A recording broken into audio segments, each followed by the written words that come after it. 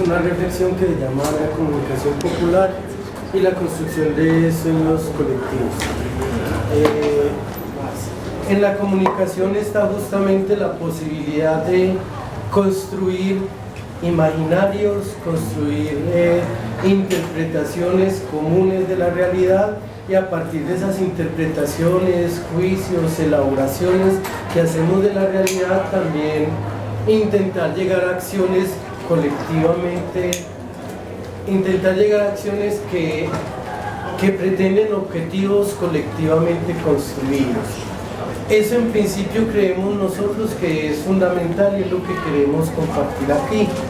De hecho, si uno revisa hacia atrás, Aristóteles tiene un sueño, un proyecto de la comunidad política que llama polis, y de ese proyecto la retórica es un elemento supremamente importante, y la retórica no entendida como después fue básicamente nombrada peyorativamente, sino entendida como esa dimensión de poner en ejercicio la razón pública, ¿cierto? Es la retórica donde los ciudadanos se encuentran, debaten a propósito de los problemas de sus comunidades, de su ciudad, de los proyectos que tienen, y tratan de llegar a acciones colectivas justamente.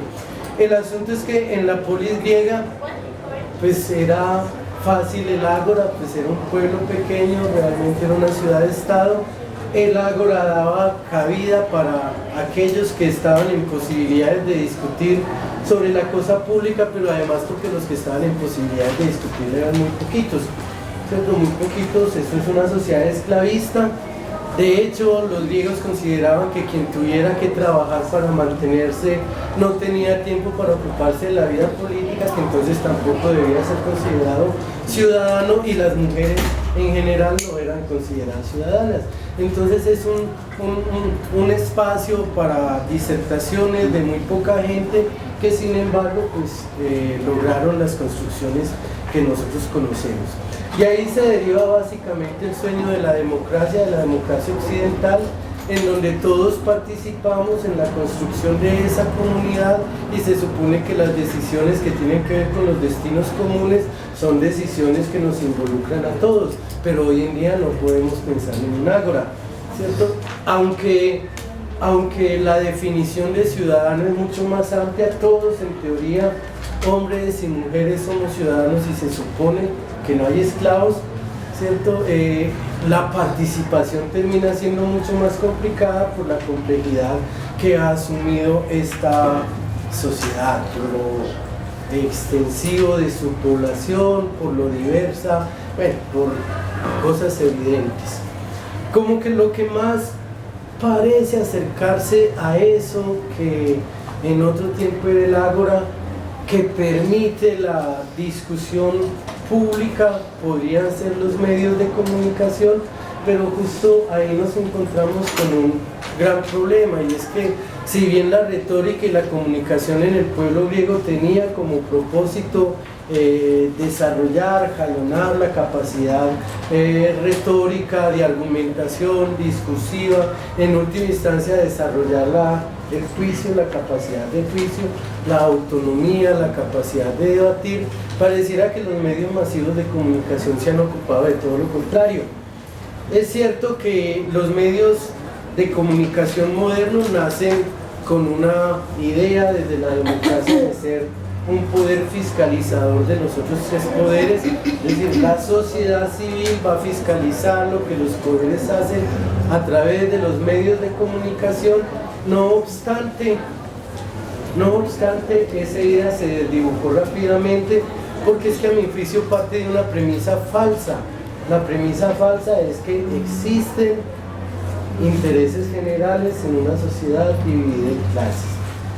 La sociedad griega era una sociedad esclavista, los únicos intereses que se tomaban en cuenta eran de la élite, y ahí no había ningún problema de definición, pero nosotros cuando hablamos de intereses generales realmente estamos ocultando ocultando que lo que existen son intereses contradictorios y que los medios masivos de comunicación, por su necesidad de un gran cubrimiento, por los recursos inmensos que necesitan para constituirse. Porque en Colombia tienen dueño.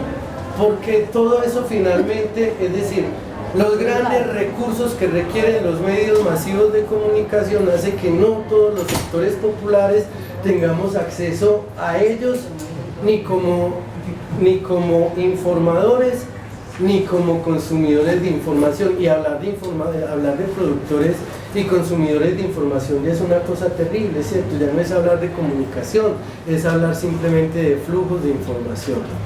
En ese contexto, entonces, uno lo que ve es que los medios de comunicación masivos, ¿cierto?, servidos, esto lo conoce todo el mundo, paso rápidamente por él, servido para los intereses de sus grandes dueños, que son los mismos que tienen el poder económico y político, lo que han terminado es por aniquilar la capacidad de juicio del sujeto. Es decir, en vez de impulsar el empoderamiento, la autonomía, la capacidad crítica, cada vez somos más acríticos, cada vez somos más pasivos frente a lo que ocurre en nuestro contexto, y uno lo nota. Las recientes elecciones, ¿cierto?, las recientes elecciones de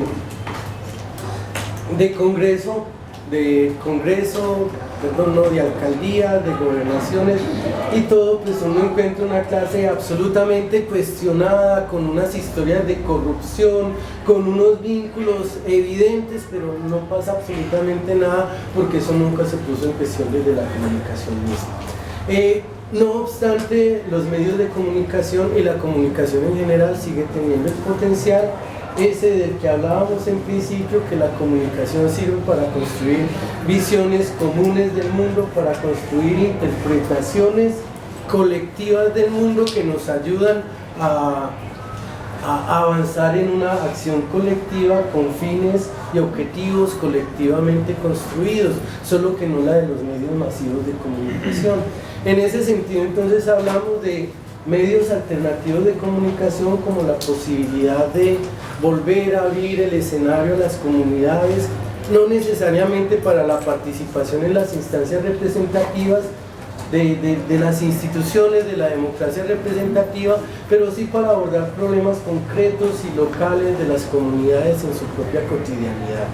En ese sentido, los medios alternativos, pues, podrían estar al servicio de esa causa solo si somos capaces de cambiar formatos que nos acerquen cada vez más en el relato a esas comunidades, y una cosa que es mucho más importante, si eliminamos de alguna manera la mediación, que sean las propias comunidades organizadas y formadas para ello las que asuman la elaboración, la gestión, el desarrollo y el trabajo de los medios alternativos de producción, es decir, que se convierta la comunicación en un proceso dinámico y no en un simple consumo de información que producen otros. Es decir, que los medios no sean más intérpretes ajenos que le llevan servida a la realidad de las comunidades para que las comunidades las asuman y actúen en función de eso. Decíamos, de alguna manera, si uno mira, los medios masivos de comunicación construyen una agenda que está en función de los intereses de sus dueños, y uno prende cualquier canal de televisión y ve las mismas noticias, siempre, ¿cierto?, con las mismas fuentes, tratada de la misma manera y la misma información exactamente. Pero eso tiene sentido, es decir, la élite, los poderosos necesitan o bien ponernos a hablar de un asunto concreto, TLC por ejemplo, o evitar que hablemos de eso que a ellos les joden. Estamos, para terminar, voy a cerrar con esto, estamos en la conmemoración de los 30 años de la masacre en el Palacio de Justicia, y hoy empezamos a recordarnos que cuando eso se dio, había varios magistrados hablando a los medios de comunicación para pedirle al presidente que por favor frenara esa carnicería, que qué pasaba ahí, y desde el Ministerio de Comunicación le llega la orden a los medios masivos que deben parar esa transmisión y dedicarse a transmitir la final de fútbol de ese momento, ¿cierto? De ahí que sea necesario que en las comunidades ganemos capacidad crítica para construir nuestras propias agendas. En un medio habrá que construir redes de medios alternativos en lo que llamamos comunicación popular, en la medida en que lo mediático es solo un momento de la comunicación.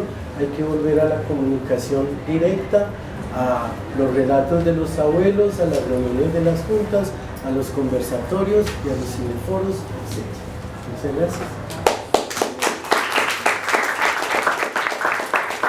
Es totalmente distinto a lo que voy a decir ahora, teniendo en cuenta lo que pasó en Argentina el 25 de octubre. Hubo elección presidencial y realmente fue el resultado muy inesperado para muchos de nosotros. Ahora se les voy a explicar por qué. Y estamos de cara a una segunda vuelta que va a ser el 22 de noviembre y estamos totalmente movilizados por la situación que se dio. Realmente, después de 12 años de gobiernos populares que pudieron ir generando muchísimas transformaciones, ahora voy a hablar de las transformaciones específicas que se dieron en el campo de la comunicación, desde nuestro punto de vista iba todo hacia una profundización y hacia una continuidad. Y un candidato de la derecha, como es Mauricio Macri. Macri es un candidato que representa a una de las familias más poderosas del poder económico de la Argentina. Termina siendo el que va a segunda vuelta y tiene muchísimas posibilidades de ganar la elección el 22 de noviembre. Eso, bueno, ¿qué tiene que ver con todo este congreso y con la discusión sobre medios de comunicación, sobre poder? Bueno, muchísimo, porque los medios de comunicación, realmente los medios de comunicación hegemónicos, que en la Argentina lo representan el Grupo Clarín y el Grupo La Nación, volvieron a resurgir con una estrategia de instalación de muchas de sus estrategias en la opinión pública que realmente dieron, a la luz de los resultados, muy buenos resultados. Bueno, les cuento cómo llegamos a esta situación. En el año 2003 asume en Argentina un presidente que se llama Néstor Kirchner, que en medio de una crisis histórica, la peor de la historia argentina, empieza una etapa de recuperación económica y a partir de ahí empiezan a darse un montón de reivindicaciones históricas de los sectores populares que en el campo de la comunicación se expresan en lo que es la nueva ley de servicios de comunicación audiovisuales. Esa ley, que está en la línea de lo que planteaba él recién, vino a poner en lo público muchas de las cuestiones de los medios alternativos, de los medios de organizaciones de universidades, de sindicatos, y expresó en la aprobación que se dio en el 2009 la posibilidad de desmembrar a los grandes grupos económicos de multimedios. Eso era lo que planteaba la ley de medios en su origen y lo que se pudo concretar en el 2009, la posibilidad de que el espectro de medios de comunicación se divida 33% para instituciones públicas, 33% para ONG y sindicatos y 33% para las empresas mediáticas que hasta ese momento manejaban el 100%, y que esto es una constante en todos los países de América Latina. Eso generó una discusión que hasta hoy no pudo ser saldada. De hecho, los amparos judiciales hicieron que no se pudiera implementar en un 100% la ley de medios. En el medio de toda esta discusión sobre la ley de medios también se dieron otras discusiones que generaron mucho conflicto en Argentina. Voy a nombrar dos específicamente, una que tuvo que ver con el matrimonio igualitario para personas del mismo sexo, que generó un enfrentamiento muy fuerte con la Iglesia, y una que tuvo que ver con retenciones a las exportaciones del campo, que generó un gran enfrentamiento con los grandes sectores terratenientes y del campo en Argentina. Esa fricción que se generó entre el gobierno y los grandes sectores económicos en el país fueron saldadas en las elecciones con el apoyo popular. En el 2007, Cristina Fernández de Kirchner, después de que Néstor había ganado en el 2003 con el 22% de los votos, gana con el 45%. Y en el 2011 gana con el 54%, lo cual generó un empoderamiento de todos estos sectores populares que por primera vez tuvieron la posibilidad de plantear de igual a igual cuestiones desde el Estado, y generó un gran debate interno en los grandes medios de comunicación, porque evidentemente las estrategias implementadas hasta ese momento, yo considero que el 2011 fue un momento de quiebre, evidentemente no estaban dando resultados. Yo puedo dar cuenta de los dos lugares, porque fui periodista de Clarín desde el año 2002 al 2009, cuando todavía había una cierta sensación de que se podía transformar desde adentro, pero cuando realmente la disputa se puso tan encarnecida y que se dividió entre unos y otros, yo, como tantos otros, tomamos la decisión de salir del multimedio y nos fuimos a trabajar del otro lado, del sector de la universidad. En este caso yo termino siendo vicedecano de una facultad que ha sido muy protagonista en todo lo que fue la discusión de la ley de medios, y hemos podido dar discusiones que quizás en otros países todavía están mucho más atrás. Esto de ponernos a la par, o por lo menos pensábamos que estábamos a la par, en una discusión frente a frente con los medios de comunicación masivos y hegemónicos, era algo inesperado 10 años antes. ¿Qué pasó, creo, en el 2011? Los medios de comunicación, Clarín principalmente, entendió que ya no se podía disputar en el terreno de las cuestiones de fondo, en la cuestión de los contenidos de las propuestas. Ya no se podía discutir ley de medios sí, ley de medios no, o matrimonio igualitario sí, matrimonio igualitario no, o retenciones al campo sí o no, porque evidentemente el pueblo estaba acompañando las decisiones del gobierno. Entonces hubo un gran cambio de estrategia y empezaron a trabajar sobre las formas, es decir, sobre cómo estaba planteado todo el discurso. Se empezó a atacar, iba a pasar un video pero no me va a dar el tiempo, en donde empezaron campañas sistemáticas de propaganda contra el gobierno. Se corrió el medio de tratar de ser como una especie de árbitro en el medio de la sociedad, parándose por arriba de las cuestiones políticas, por ejemplo, y se empezó a trabajar desde un sistema de propaganda con campañas que volvieron a tener las prácticas que tuvieron estos medios en la dictadura militar. Es decir, por un lado, ocultar todas las otras políticas que se fueron implementando del 2011 para acá, y mentir, generar campañas alrededor de mentiras, de cosas que no existían y que a través de todo el sistema de medios con los que cuentan, fueron generando, en la clase media principalmente, fueron generando consecuencias que se vieron en la elección del domingo pasado. Yo creo que estamos en un momento en Argentina de punto de inflexión. Si la derecha gana el 22 de noviembre, claramente los medios de comunicación volvieron, por lo menos los medios de comunicación masivos, van a volver a ganar y a recuperar ese lugar que habían perdido en estos últimos años. Yo creo que si gana el candidato del oficialismo, también va a haber algún tipo de modificación, porque claramente hay una sensación de hartazgo de algunas cuestiones, y yo creo que están asociadas a muchas de estas campañas y operaciones que han hecho los medios en los últimos 4 años.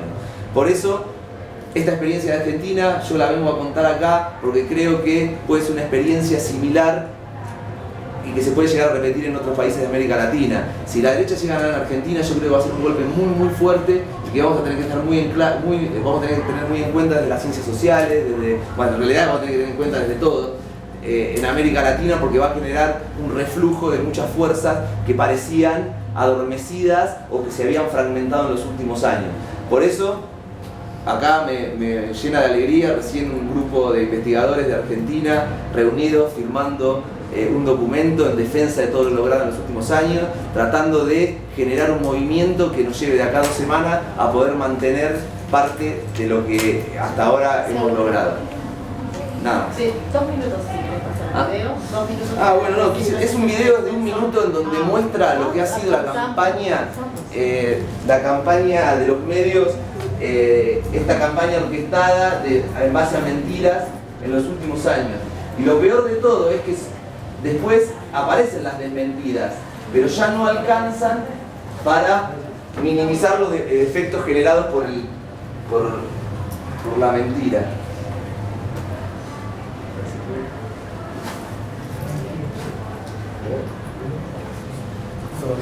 No se oye.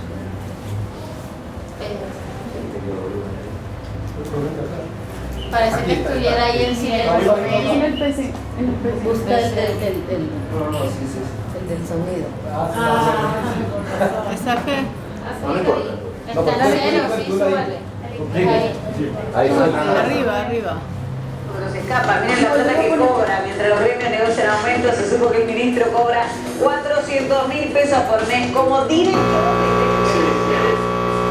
Su sueldo de ministro. de el sueldazo. Responden al menos 400. Kicillof tiene en IPF un sueldo superior a los 400. Kicillof, ministro de Economía de la Nación. Tapa del diario Al Clarín. director titular de la petrolera le corresponden al menos 405.500 pesos al mes, mientras negocia con los sindicatos un tope para la suba salarial. A la vez, tiene su sueldo de ministro. El sueldazo de Kicillof. Sale en tapa de Clarín, repercute en todos los medios. Telenoche, Canal 13, el noticiero principal de Argentina. Como director de IPF. Sí, lo que sale hoy en la tapa de Clarín. Mire, hay tanto de cierto como mi sueldo en IPF, cero. Yo cuando fui nombrado en 2012 era viceministro en ese momento. Y inmediatamente fui nombrado y renuncié a mis honorarios. O sea que yo cobré de IPF desde 2012 hasta ahora, si uno suma bien al detalle y al centavo, cero. Exactamente cero por IPF. Si quieren pruebas, está el acta de directorio de IPF de este año, del que viene, del otro, el otro. Siempre renuncié a mis honorarios. Sin embargo, mucha gente se lo cree eso, porque la desmentida el otro día, Clarín ya no la puso en tapa, sino en la página 27. Esto es parecido a cuando dijeron que Máximo Kirchner y la verdad tiene una cuenta en Suiza y el banco inmediatamente... Hasta ahí. Ese solo ejemplo demuestra lo que ha sido una campaña sistemática en los últimos 4 años. Es decir, largar una sarta de mentiras desde un aparato mediático hiperpoderoso y después las desmentidas no llegaron. Y hoy, cuando nosotros analizamos cuáles son las opiniones de la gente a la hora de votar en contra del gobierno, aparecen muchas de estas cosas. Porque se roban la plata, porque un montón de cuestiones que fueron instaladas estos últimos años y que realmente nosotros, desde los medios públicos, de estos medios que surgieron a partir de la ley de medios, no hemos podido contrarrestar. Yo creo que estamos en una etapa incipiente de medios públicos y que necesitaríamos 10, 15 años más para consolidarlo. Realmente, esto si se llega a frenar, sería un retroceso muy importante para todos nosotros. Muchas gracias.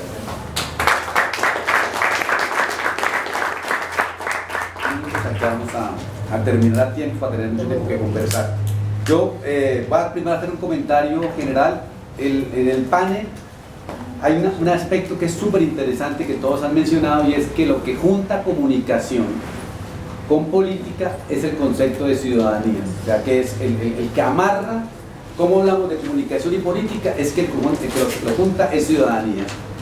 Y ahí quiero recordar 2 conceptos elementales. Uno, comunicación visto como formas o estrategias de reconocimiento, más que de conocimiento, de que el ciudadano se reconozca en esa comunicación pública. Y política como la disputa por el poder, como la disputa por los sentidos, como la disputa por el modelo de sociedad. Y esto ayer Lula lo decía, tenemos que meterle política a esto porque no somos eso que hacemos en Colombia, de que es que la política, a mí no me gusta la política, no, la política la hacemos acá, participando aquí sentados, estando en este tipo de cosas. Rubén plantea que esas ciudadanías pueden ser populares y si logramos desintermediarizar la mediación de los periodistas, de los comunicadores, de los medios para que haga de ahí. Y la experiencia argentina nos recuerda una cosa que es fundamental en esta lucha, y es como los medios de comunicación y la libertad de expresión son la cancha donde se juega la política, donde se juega la democracia. No es una cosa de somos objetivos, somos neutrales, sino, y rescataron 2 cosas que para mí son fundamentales, que es el concepto de la militancia, y es cómo se milita en un proyecto de sociedad desde la universidad, desde la ciudadanía, pero cómo también a su vez los medios de comunicación militan en un modelo de sociedad. O sea, que no es que sean neutrales, objetivos, sino que militan en una sociedad donde la libertad de empresa es la libertad de expresión, y desde ahí se milita para eso. Y Beatriz Alpino recuerda como una experiencia exitosa que ha tenido la bolivariana, es que se llama Voces Ciudadanas, que es de periodismo público, y cómo se construyen agendas de política desde las voces de la ciudadanía. Yo, ¿por qué pongo este ejemplo? Porque yo me voy para otro lado, entonces para distinguirme de eso, yo voy a hablar un poquito más en relación con muchos de ustedes aquí, con los jóvenes y con lo que somos hoy en día. Y quiero partir de una descripción, de 3 elementos de una descripción, de los jóvenes hoy. O sea, en todo esto, ¿qué tienen que ver los jóvenes? Porque ayer Lula les decía, veo muchos jóvenes, pero por favor vincúlense a la política, y los jóvenes no aplaudieron. O sea, me quedé un poco triste. Entonces, de pronto dije, no, pero ahí estoy muy triste. Entonces, el tema es, ¿qué dice Humberto Eco de ustedes? Dice que ustedes son unas legiones de idiotas, que ahora tienen la misma posibilidad de hablar que un premio Nobel. ¿Qué dice Edgar Morán? Son muy inteligentes. Dice, los jóvenes hoy hacen críticas justas, denuncian pero no pueden enunciar. Y aquí está el tema claro. Mire, esto es un señor muy inteligente, pero dice que los jóvenes no pueden enunciar. Y esa es la lucha de la comunicación, la ciudadanía y la política. El lugar de la enunciación, la capacidad de enunciar es lo que está siendo fuerte en ese tipo de cosas. Y hay un joven que le responde a esta crítica, si vea lo que dice el joven. Esto es interesante. Dice que por primera vez los jóvenes están modificando estructuralmente las narrativas, los formatos, las plataformas y los contenidos que reflejan nuestra realidad. Y eso es cierto. Una cosa que mencionó Rubén, lo que está cambiando fundamentalmente son las narrativas, los formatos, las plataformas, de cómo juntamos comunicación y política. Y eso es lo que está transformándose. Pero este tipo dice una cosa que quiero recordar para criticar a los jóvenes, que los jóvenes hoy decidimos crear empresa, viajar y explorar lugares insospechados y que estamos revolucionando radicalmente el lugar de trabajo.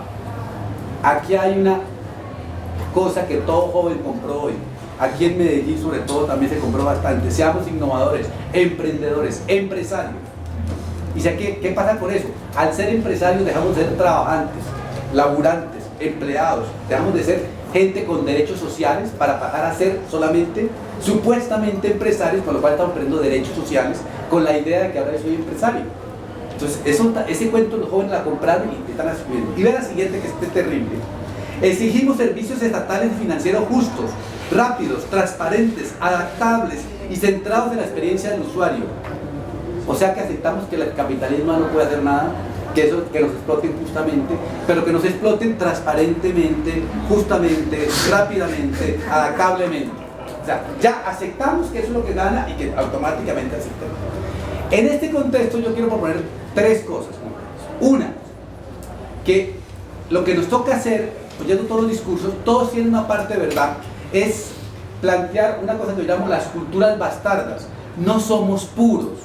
Nosotros estamos mediados por muchas cosas. En Argentina los jóvenes militan porque hay una historia argentina de militancia, pero también militan en forma de fútbol, porque van todo el tiempo arengando como será fútbol o un concierto de rock, porque somos bastardos de culturas pop, de culturas radicales, del peronismo, de todo tipo de cosas. En Colombia somos herederos de culturas más populares, de café, de trago, y más de telenovela y menos politizada, porque el que está politizado en Colombia, ahí no, eso es muy aburrido, y somos hijos también de Hollywood, somos hijos de muchos lugares que aparecen como ese tipo de cosas.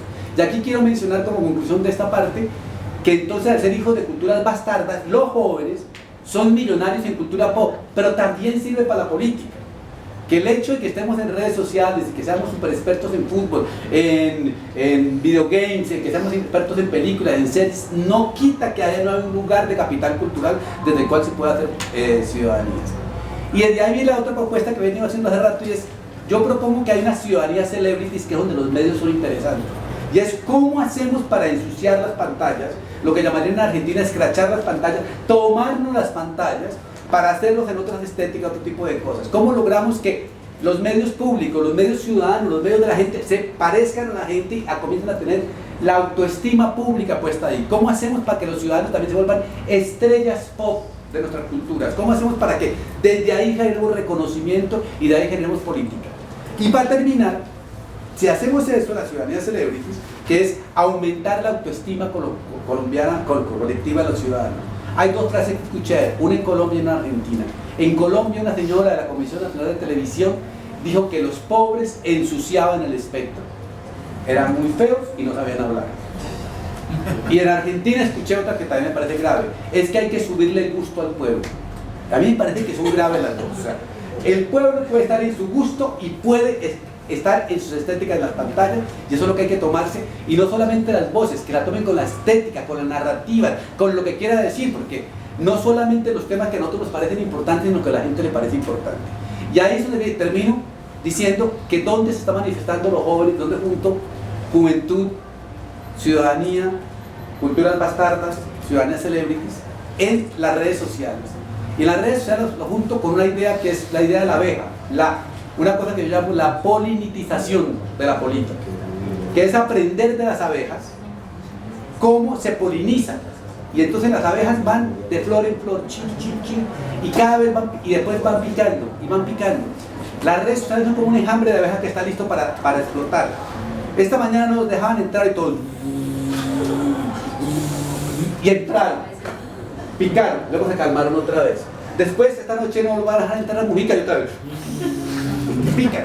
Así son las redes sociales, como un enjambre de abejas que van picando y picando, y la idea es que piquen mucho y ojalá le quiten los virus, a los contravirus del sistema, que el sistema termine por aburrirse. Pero no podemos, por ejemplo, en el caso colombiano, protestar una vez contra el procurador y después nos dormimos 3 años.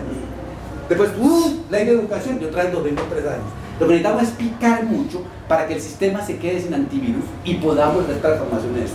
En ese tipo de cosas sería una transformación política porque estamos picando para transformar, estamos jodiéndole la vida, estamos picando. El sistema, como las flores, también está pasando, las abejas están desapareciendo. Y están desapareciendo porque cuando pican se envenenan, porque hay tantos químicos para las flores que se están envenenando. El sistema también tiene lo mismo. Nosotros ganamos una cosa que no hicieron la ley de educación, pero el sistema después se hace el tonto y no vuelve a hacer nada. Logramos ganar el matrimonio, la adopción de los niños, de los hijos por parejas de todo tipo, pero después el sistema actúa, el procurador pelea todo y el sistema vuelve y se guarda y otra vez quedamos así.